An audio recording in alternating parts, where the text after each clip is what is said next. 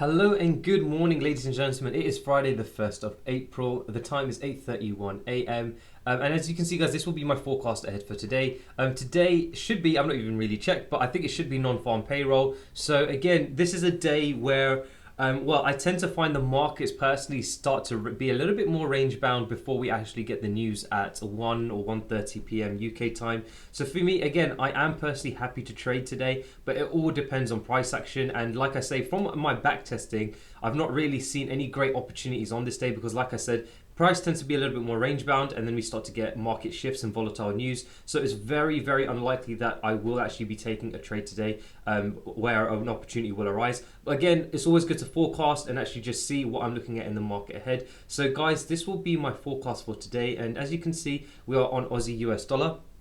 And like I've been saying over the past week, we have been pretty range bound, okay? You can clearly see that we've been going pretty much sideways, a lot of uncertainty. Maybe we're possibly actually waiting more recently for NFP because, again, no movement whatsoever, no trends or anything like that.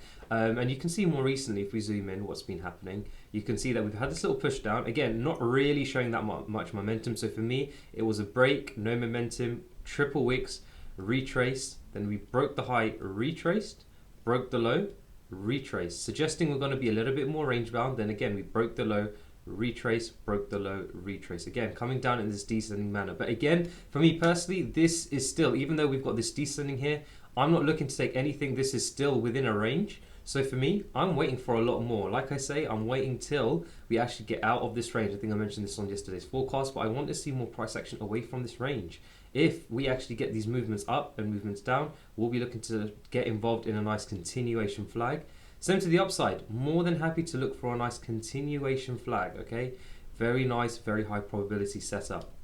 And again, if we actually come down in a descending fashion, I will be looking for opportunities to go long if we see that momentum up. Why? Because we've seen the liquidity collection and now we're seeing the momentum up. We'll be looking for opportunities to get involved around here. And same to the upside. If we come up in this ascending manner and we see that momentum down, I'm more than happy to look for opportunities to come down. But again, this is pretty range bound. I'm assuming that, well, for now, we will be a little bit more range bound till 1 p.m. or 1:30 p.m. where we get the news. We start to see volatility spikes or just like large candles with wicks either side. So again, waiting for a lot more price action on Aussie US dollar. Don't anticipate any trades till next week, but that is Aussie US dollar.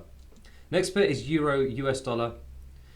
And as you can see, guys, we had this kind of corrective price action up. And I did say, guys, you know, there was a continuation flag entry here, but I didn't get involved because we had a pretty aggressive retrace. So we're either more likely to be range bound or reverse. Or I think even like I said, we were actually up here. We're going to be taking out this liquidity. And how did we take out this liquidity? This is very good to actually explain this. I actually said this, that we have this area of liquidity up here, right? This longer term level, okay? Retail traders are going to be like, hey, we've actually bounced off this kind of, we've got this double top, this kind of resistance area. So of course, they will be actually having sell orders here. So of course, this is actually just the money managers creating that fake out. So that's, you know, retail traders can put their stop loss orders here. And again, what have they done? They've actually brought price up to there, taken stops out, again, created another fake out, right? Collecting more sellers, stops up here, taking them out, doing the same thing, stops up here, taking them out. And then of course we started to move down. Now, one of the things is, like I say, and you guys actually see me forecast this, is that when we get the impulse up and I see this ascending nature, I will be looking at opportunities to go down, okay? Now you can see we've moved down with momentum, but what happened after the impulse, okay? You can see we broke this low, retraced, broke the high, retraced. Formed double wicks either side, giving me a strong suggestion that we're more likely to go range bound. And one of the things is that is actually quite interesting with this move is that if anyone does backtest these kind of moves, you can see that we actually had this kind of liquidity collection up here. And we started to move down, but not with that much momentum. We actually had a pause and then we pushed.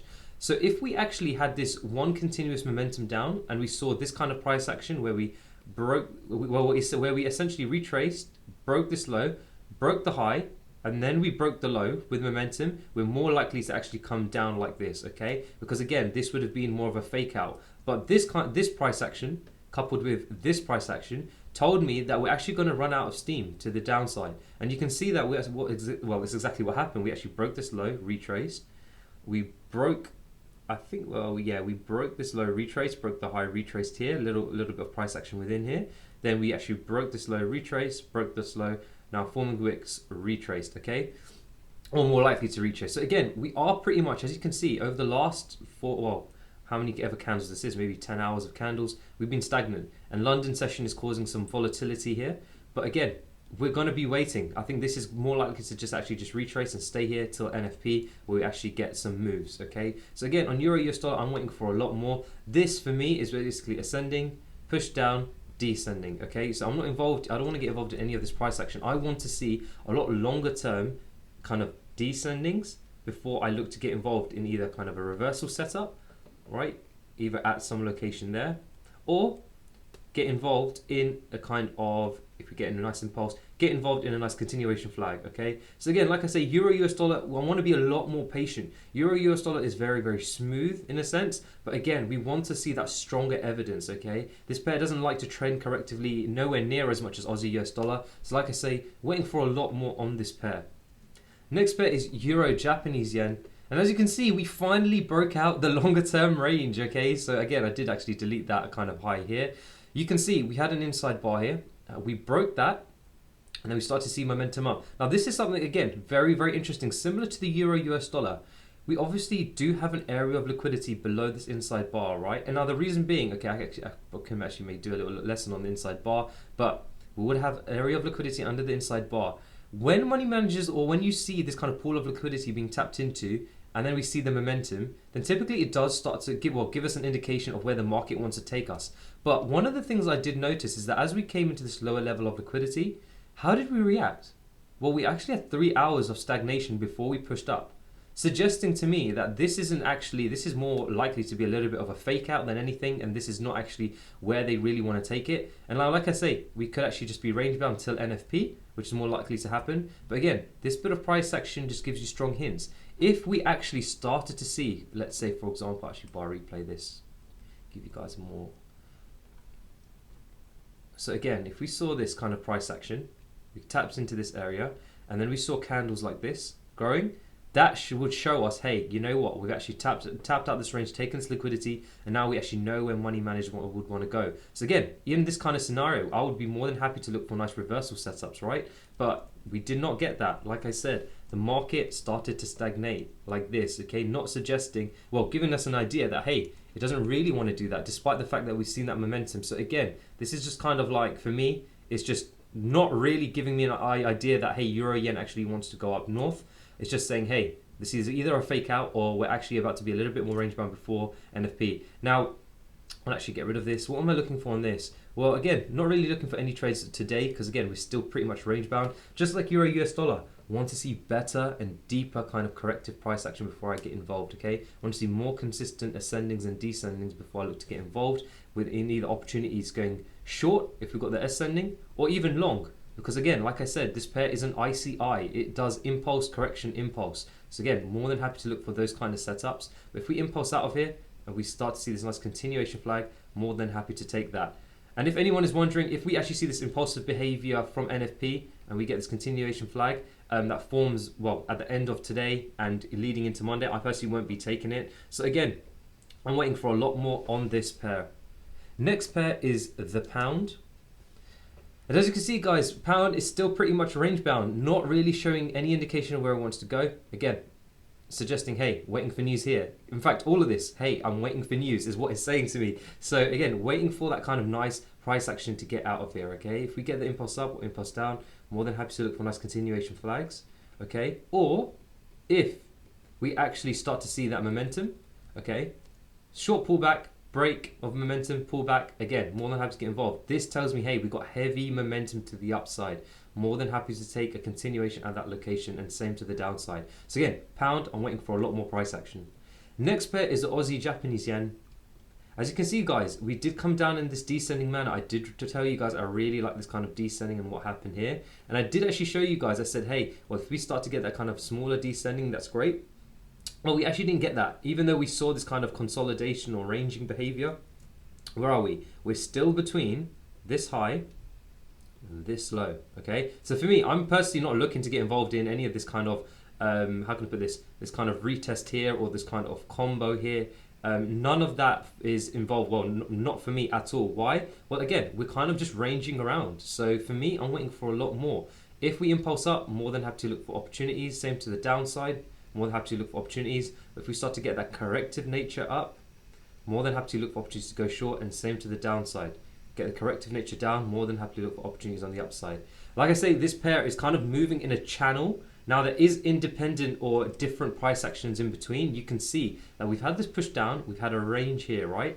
Again, we broke this low, retraced, had a range. Okay, this is not trending correctively for me, right? Trending correctively is more kind of this price action, okay?